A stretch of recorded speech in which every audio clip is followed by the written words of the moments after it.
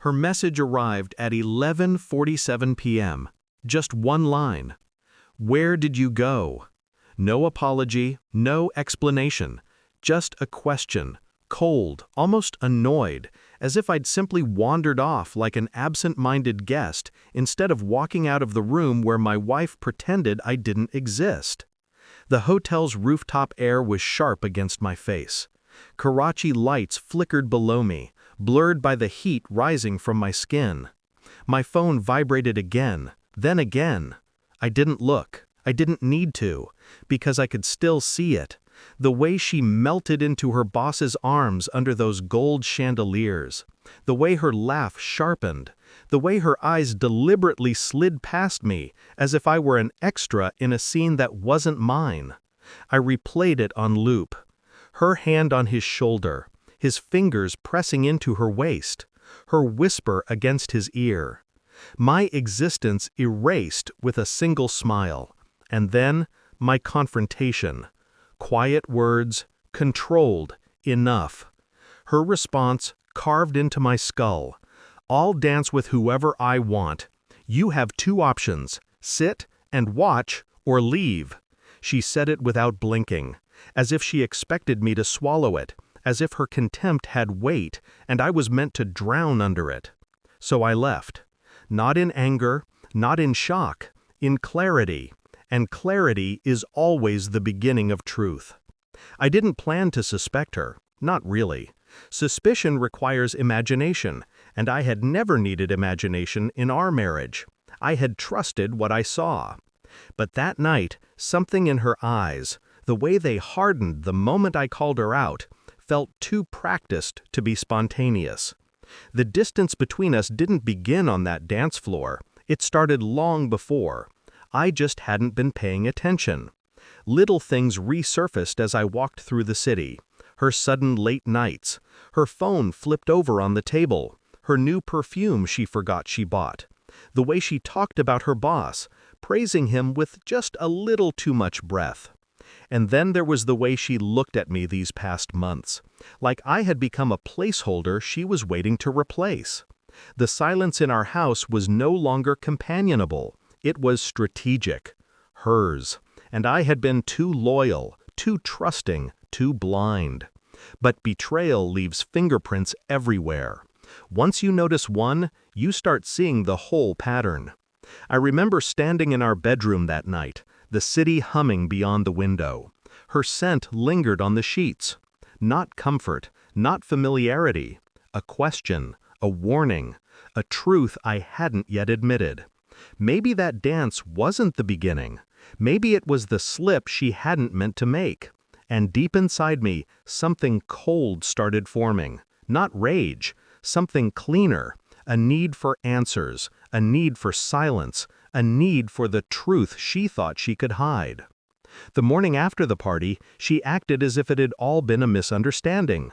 She made tea. She smiled too much. She asked why I left early. I just nodded. Listened, watched. Calm on the outside, broken glass on the inside. I didn't confront her. Confrontation warns the enemy. I preferred something quieter. I checked her phone records through our shared account. Long calls at odd hours, numbers she never mentioned. I checked her work calendar. Team dinners that didn't match the company's event posts online. I watched her leave for work dressed a little too perfectly.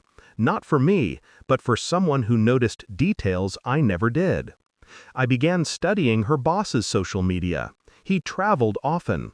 She suddenly had explanations for late nights on the exact same dates.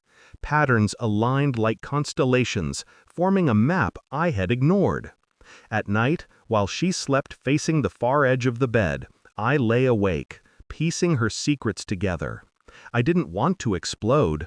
I wanted to uncover, quietly, like a surgeon removing a tumor with steady hands. Every lie she had fed me became a thread. I just had to pull, and she kept giving me more. She slipped into the shower one morning, leaving her phone on the bed, unlocked. Her messages to him were not explicit.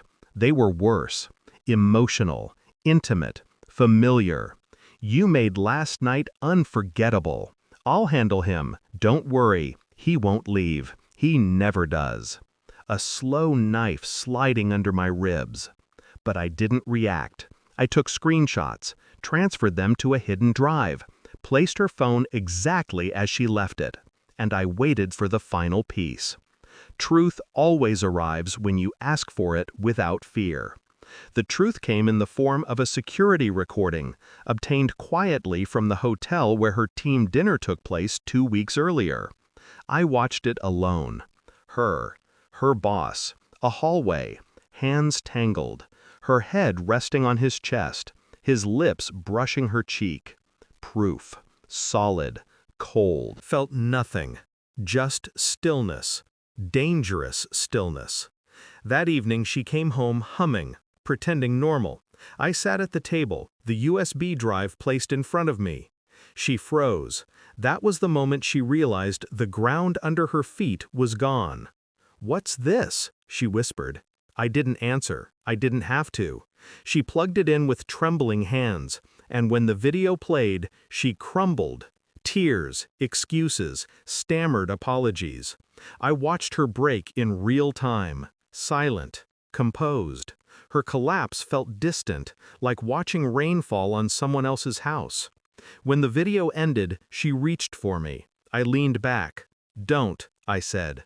Just one word, sharp enough to sever something irrevocable. She tried to explain. I let her talk until her voice ran out. Then I placed her phone, the screenshots open, on the table beside the USB drive. Her face drained of color. "You knew?" she whispered.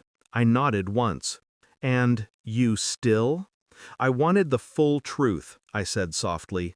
"Now I have it." She begged, promised, collapsed under her knees. I didn't raise my voice. I didn't touch her. I simply stood, picked up my keys, and walked to the door. "Please don't leave," she sobbed. I paused. Not for her. For closure. "You told me to sit and watch," I said quietly, so I watched, and now I'm leaving. Her breath hitched like a dying engine.